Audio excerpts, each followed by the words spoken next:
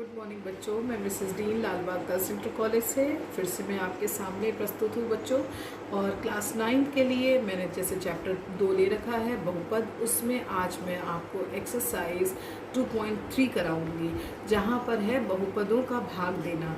तो आज हम बहुपदों का भाग देना सीखेंगे। बेटा यहाँ पर एक बहुपद मैंने लिया है 3x पावर 4 माइनस 4x की पावर 3 माइनस 3x माइनस 1, और भाग किससे देना है? x माइनस 1 से। तो जैसे नॉर्मली आप कोई भी नंबर लो कि 100/8 करा, तो यहाँ पर इसी तरीके से आप लिखते थे ना, 8 को 100 से डिवाइड करते थे। सेम चीज़ ये किससे भाग देना है? x माइनस 1 से, तो आपने x माइनस 1 लिख दिया। और किसको देना है? 3x की power 4 minus 4x cube minus 3x minus 1, इस तरीके से लिख लिया। अब हमारा जब बेटा बहुपद में अलजेब्रिक फॉर्म में डिवीजन होता है तो हम पहले पद पे देखते हैं। जो ये पहला पद यहाँ x है और यहाँ वाला जो डिविडेंड वाला पहला पद है वो 3x की पावर 4 है। तो सेम लाने के लिए एक तो 3 होना चाहिए और x की पावर क्या होना चाहिए? 3, क्योंकि जो भी यहाँ पर हमारा क्वेश्चन आएगा उसकी मल्टीप्लाई किससे हो जाती है? डिवाइजर से। तो डिवाइजर में टोटल है 2 पद, तो एक बार x से मल्टीप्लाई होगा और एक बार -1 से मल्टीप्लाई होगा। तो जब हम x से मल्टीप्लाई करेंगे तो क्या हो जाएगा? 3x की पावर 3 इंटू एक्स क्या हो जाएगा? 3x power 4। एक बार यहाँ पर आप देख लो किस तरीके से मैं कह रही हूँ, क्योंकि x माइनस 1 है हमारा डिवाइजर और क्वेश्चन क्या है? 3x की पावर 3। तो जब हम मल्टीप्लाई करेंगे तो क्या हो जाएगा? 3x की पावर 4 माइनस 3, और 1 से करेंगे तो सेम ऐसे रहेगा 3x की पावर 3। सेम चीज़ यहाँ पर लिख देंगे, तो 3x की पावर 4 माइनस 3x की पावर 3। अब हमें पता है कि जब हम डिवाइड करते हैं तो इससे ऊपर वाले से नीचे वाले को माइनस करते नहीं, घटाते। तो घटाने के लिए अलजेब्रिक फॉर्म में क्या हो जाता है? चिन्ह बदल जाते हैं। माइनस का ये क्या हो जाएगा? प्लस, और ये प्लस का क्या हो जाएगा? माइनस। अब आपने क्या करना है? ये तो कैंसिल हो गया क्योंकि एग्जैक्ट आ गया नंबर, और एक ये प्लस का हो गया, एक माइनस का। अब यहाँ पर क्या, ये माइनस का है, नया वाला क्या हो गया? प्लस का। तो प्लस माइनस क्या होता है? माइनस। चूंकि माइनस वाली संख्या बड़ी है इसलिए माइनस का x की पावर क्या आ जाएगा? 3 आ जाएगा, क्योंकि 4 में से 3 गए तो 1 बचता है। नाउ नेक्स्ट नंबर हम उतार लेंगे, जो नेक्स्ट है -3x, इसे उतार लिया, और यहाँ पर क्या है? -1। अब हम किससे डिवाइड करेंगे? यहाँ पर है x और यहाँ है x की पावर 3। तो x की पावर 3 लाने के लिए यहाँ पर आएगा क्वेश्चन में x की पावर 2, क्योंकि जब मल्टीप्लाई करेंगे x की पावर 2 को x से तो x की पावर 3 हो जाएगा। बट साइन किसका रहेगा? ये प्लस है, ये माइनस है, तो प्लस माइनस क्या हो गया? माइनस। अब हम वही सेम चीज़ क्या करेंगे जैसे यहाँ हमने सिखाई थी, -x² को मल्टीप्लाई कर देंगे x माइनस 1 से, तो क्या हो जाएगा? Minus x power 3 minus minus plus x²।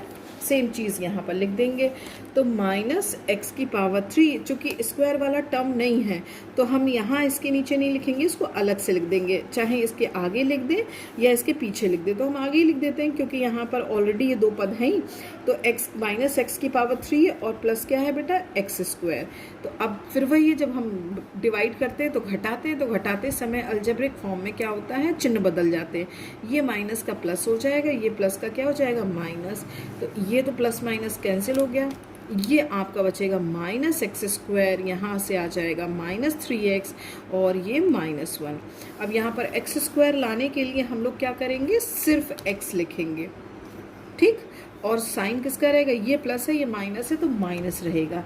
अब मल्टीप्लाई कर दो, सेम x को x से मल्टीप्लाई करोगे x² माइनस का, और माइनस माइनस क्या हो जाएगा? प्लस, प्लस का x, क्योंकि x1 सा x। अब अगेन सेम वही माइनस चिन्ह, प्लस का माइनस हो जाएगा, माइनस का प्लस हो जाएगा, ये कैंसिल हो जाएगा, और ये हो जाएगा माइनस का 4x और ये माइनस का 1 उतर आएगा। क्योंकि माइनस माइनस प्लस होता है बट साइन माइनस ही के रहते हैं, क्योंकि ये दोनों क्या है? माइनस ही के। अब फिर से वही सेम प्रोसेस करेंगे। पहला पद है 4x बट यहाँ है x, तो x तो ऑलरेडी क्या नहीं है? 4 नहीं है, और माइनस, तो यहाँ पर हम लिख देंगे -4, ठीक, -4।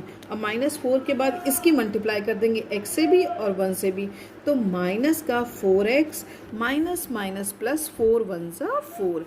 चिन्ह बदल दीजिए नीचे वालों के, तो ये कैंसिल हो जाएगा, ये माइनस का 1 हो गया, अब ये 4 किसका हो गया, माइनस का। तो माइनस माइनस प्लस तो हो जाता है, बट साइन किसका रहता है, माइनस का। तो -5। अब इसके बाद हमारा डिवीजन नहीं हो सकता। तो ये फाइनली हमने देखा कि हमारा क्वेश्चन क्या आ गया, 3x की पावर 3 -x² -x -4 और रिमाइंडर आपका क्या आ गया, -5 और डिवाइज़र आपका ये है और ये आपका क्या है, डिविडेंड। तो इस तरीके से हम ये क्वेश्चन जो दिया गया है उसको हम इस तरीके से भाग दे सकते हैं। तो ये आपको भाग देना है, ये एक्सरसाइज 2.3 में है। कभी कभी इस तरीके से भी क्वेश्चन पूछ लिया जाता है कि मैं आपसे एक क्वेश्चन बुक से लेकर भी बता देती हूँ कि कहा जाए कि जांच कीजिए, एक क्वेश्चन लिख देती हूँ आपके सामने, अभी आ जाएगा तो बच्चे कंफ्यूज भी हो जाते हैं। और जबकि ये नहीं है कि बच्चे इस तरीके के क्वेश्चन नहीं निकाले हुए, बहुत बार निकाले हुए। जांच कीजिए या चेक करिए कि 7 + 3x जो है वो क्या है, 3x की पावर 3 + 7x का एक गुणनखंड है, एक गुणनखंड यानी फैक्टर है या नहीं। तो अभी कॉमन चीज़ हम आपसे पूछे बच्चों कि हम एक सिंपल है, नॉर्मली हम 100 को 8 से डिवाइड करें और हम कहें आपसे 800 का क्वेश्चन है, 800 का फैक्टर यानी कि गुणनखंड है या नहीं। तो हम लोग जानते हैं कि कोई भी संख्या, किसी भी दी गई संख्या जिससे डिवाइड करा जाता है, गुणनखंड तभी हो सकता है जब वो उसको पूर्ण रूप से विभाजित कर दे, यानी पूर्ण रूप से वो डिवाइड हो जाए। डिवाइड हो गया उस नंबर से तो वो तो उसका फैक्टर होगा, और डिवाइड नहीं हुआ तो फैक्टर नहीं होगा। यहाँ पर मैं जल्दी से दिखा भी देती हूँ, आपने डिवाइड करके देख लिया, छोटा सा क्वेश्चन एक लिया जिससे समझ में आ जाए, 8 × 2 = 16, 4। क्या ये पूर्ण रूप से डिवाइड हुआ, नहीं हुआ। तो इसलिए आप क्या कहोगे, 800 का फैक्टर नहीं है। तो सेम चीज़, यही चीज़ तो पूछी जा रही है आपसे, बस ये है कि ये अलजेब्रिक फॉर्म में पूछा जा रहा है आपका। तो यहाँ एक बहुपद दिया गया और पूछा जा रहा है कि 7 + 3x इसका एक फैक्टर है या नहीं। तो कोई भी सवाल में आपका चाहे अंकगणित के फॉर्म में पूछा जाए, अलजेब्रा के फॉर्म में पूछा जाए, फैक्टर तभी होगा जब वो उसको पूर्ण रूप से डिवाइड करेगा। पूर्ण रूप से डिवाइड नहीं करेगा तो वो उसका फैक्टर नहीं होगा। तो आपका मतलब क्या है, सिर्फ क्वेश्चन का एक फॉर्मेट उन्होंने चेंज कर दिया, लेकिन है क्या इसका मतलब आंसर। हाँ, बच्चों ने सही पकड़ा कि हम जांच भी करेंगे तो सिंपल, जैसे अभी हमने यहाँ पर ये भाग करना सीखा था वैसे ही यहाँ पर भी भाग करके देख लेंगे। और भाग करके देख लेंगे, यदि शेषफल हमारा 0 आ गया यानी पूरी तरीके से विभाजित हो गया तो हम कहेंगे फैक्टर है, और पूरी तरीके से विभाजित नहीं हुआ तो फैक्टर नहीं है। तो मैं नहीं समझती कि इस क्वेश्चन को फिर से भाग करके बच्चों को सिखाया जाए या बताया जाए, क्योंकि भाग करना बच्चों को आता भी है। मैंने अभी एक सवाल आपको बता भी दिया है, मुझे खूब अच्छे से उम्मीद है कि आपको अच्छे समझ आया होगा बच्चों। तो आपने सिंपल इसको डिवाइड करना है, जैसे अभी पहले अभी बताया था, बिल्कुल सिंपल डिवाइड करना है। डिवाइड करोगे, करते जाओगे, लास्ट में यदि शेषफल बचा यानी रिमाइंडर यदि कुछ बचा आपका तो आपका वो उसका फैक्टर नहीं होगा, और रिमाइंडर नहीं बचता है, शून्य आ जाता, तो आप बहुत आसानी से कह दोगे हाँ ये इसका एक फैक्टर है। सिंपल है, जैसे मान लीजिए 20 को 10 से डिवाइड करें तो 10 × 2 = 20, पूरा डिवाइड हो गया। तो आप कह सकते हो कि 10 20 का एक फैक्टर है। अब यही हम संख्या लेते 11 और 11 को कहते 20 से डिवाइड करो, तो 11 का टेबल जाता तो, बट 20 से पूरा डिविजिबल नहीं होता, डिवाइड नहीं होता, उसका शेष बच जाता। तो जब शेष बच जाता तो कहते नहीं, 11 20 का रिमाइंडर 11 20 का फैक्टर नहीं है। तो बच्चों, मुझे उम्मीद है कि आपको अच्छे से समझ में आ गया होगा, और इसी उम्मीद के साथ मैं आपको एक्सरसाइज 2.3 देती हूँ। तो बच्चों, यहाँ पर मैं आपको शो कर दे रही हूँ 2.3। क्वेश्चन नंबर 1 करना है, 2 करना है, 3 करना है, और इधर अन्य महत्वपूर्ण सवाल में आपको क्वेश्चन नंबर 1 और ये सारे ही क्वेश्चंस अटेम्प्ट करने हैं क्वेश्चन नंबर 6 तक के।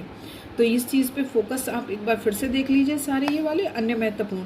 तो यही वाला मेथड आपने करना, कुछ नहीं करना है। यदि आपको किसी तरीके की प्रॉब्लम होती है तो आप व्हाट्सएप ग्रुप पर आकर के वहाँ पर आप अपनी प्रॉब्लम्स को फिर से पूछ सकते हो।